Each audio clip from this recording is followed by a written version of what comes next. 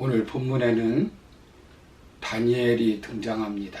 다니엘이 살고 있던 시대는 나라는 망했고 자신은 포로로 잡혀갔지만 그곳에서 비상하는 삶을 살았던 것을 우리는 볼 수 있습니다.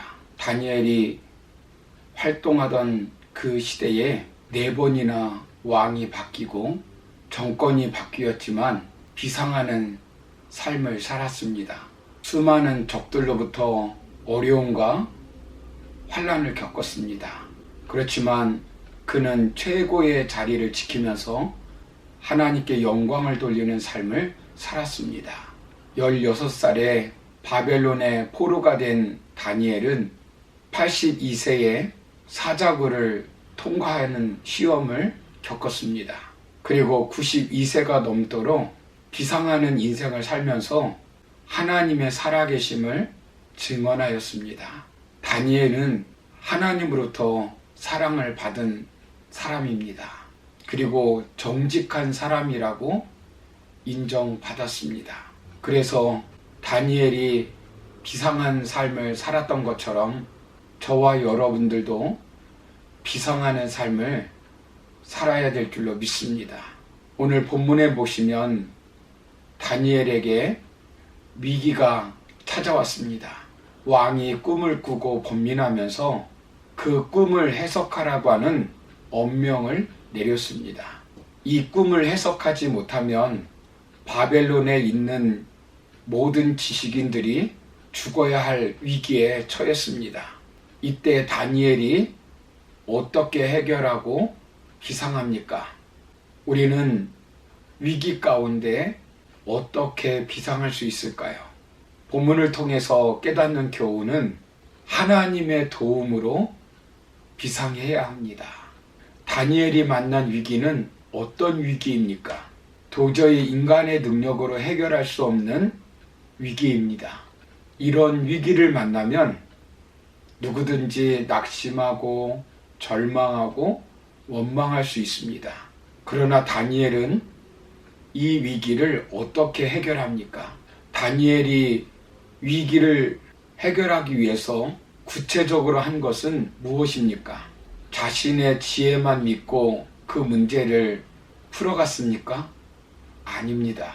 오늘 우리가 읽은 본문을 보시면 먼저 다니엘은 합심하여 기도하게 하였습니다. 본문 17절, 18절을 보시면 이에 다니엘이 자기 집으로 들어가서 그 친구 하나냐와 미사엘과 아사라에게 그 일을 알리고 하늘에 계신 하나님이 이 은밀한 일에 대하여 불쌍히 여기사 다니엘과 친구들이 바벨론의 다른 지혜자들과 함께 죽음을 당하지 않게 하시기를 그들로 하여금 구하게 하니라 라고 말씀합니다. 다니엘은 문제를 해결하는 방법을 인간적인 방법으로 해결하려고 하는 것이 아니라 하나님의 방법을 찾습니다. 위기를 해결해 달라고 친구들에게 같이 기도할 것을 요청합니다. 믿음의 동력자와 함께 하나님께 간구합니다. 예수님께서는 마태복음 18장 19절에서 두 사람이 땅에서 합심하여 무엇이든지 구하면 하늘에 계신 내 아버지께서 저희를 위하여 이루시게 하시리라 라고 말씀합니다.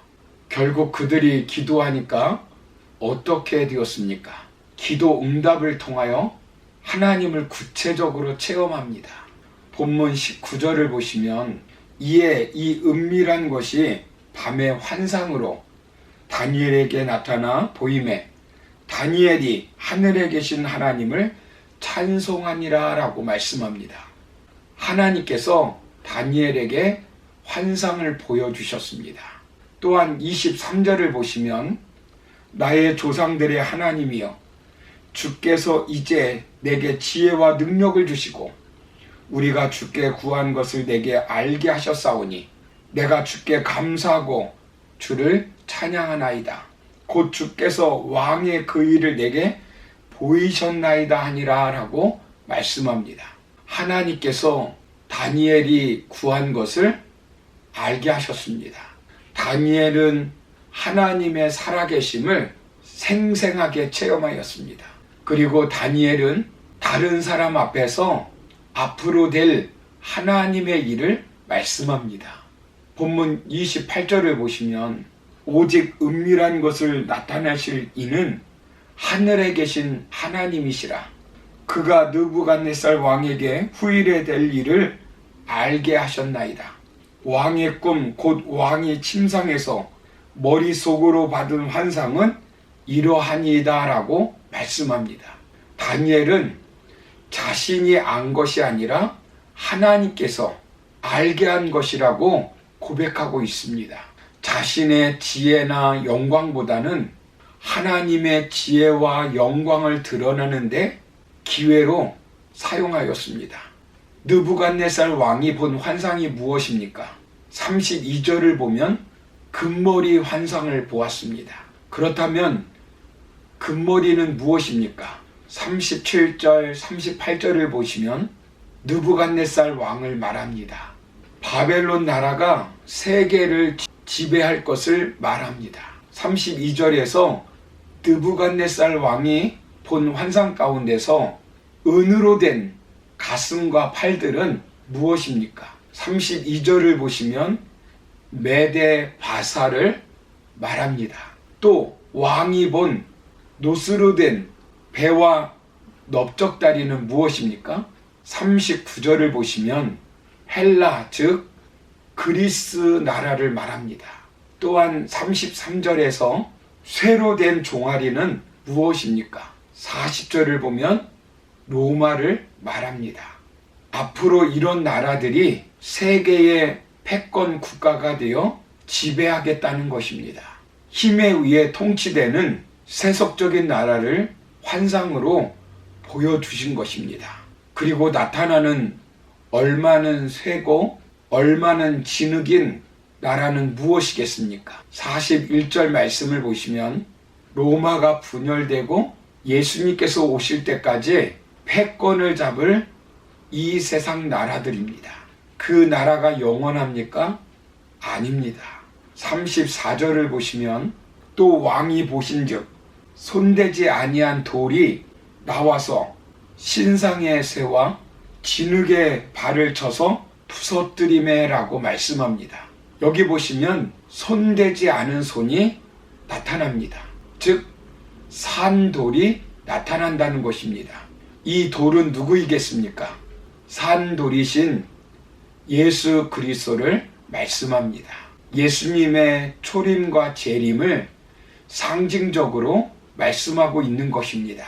사탄의 머리를 부숴버리고 이룰 하나님의 나라를 말씀하고 있는 것입니다. 여러분, 하나님은 어떤 분이십니까? 본문 21절을 보시면 그는 때와 계절을 바꾸시며 왕들을 패하시고 왕들을 세우시며 지혜자에게 지혜를 주시고 총명한 자에게 지식을 주시는도다 라고 말씀합니다. 역사의 주인이시고 역사를 섭리하시는 하나님께서 앞으로 어떤 일이 일어날 것인가를 예언하고 있는 말씀입니다.